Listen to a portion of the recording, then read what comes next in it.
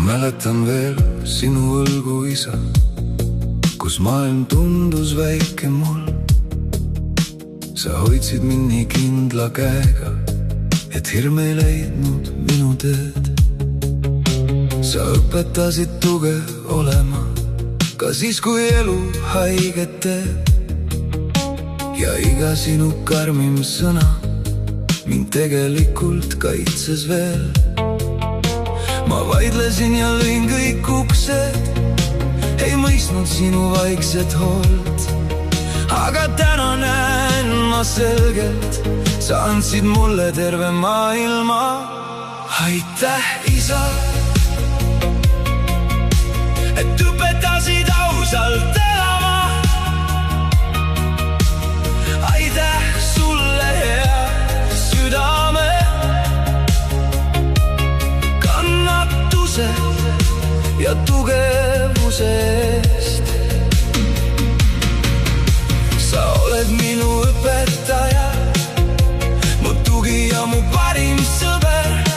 Ma tunnen siiani su kätte jõudu ja seda usku, mis sa minusse jätsid. Aitäh, isa, et õpetasid armastama, peret hoidma, mitte murduma. Isegi siis, kui raske on, ma olen uhke, isa, et olen sinu poeg. Ja ükskõik, kuhu elu viib mind, su õpetus jääb minu sisse. Ma tean, ma eksisin nii palju ja vahel tegin sulle haiget ka. Ei öelnud sõnu, mida oleks pidanud, ei kallistanud sind piisavalt. Aga sina olid ikka olemas, vaikselt kõrval nagu alati. Oma tugeva pilgu ja südamega, mis kandis kogu meie peret.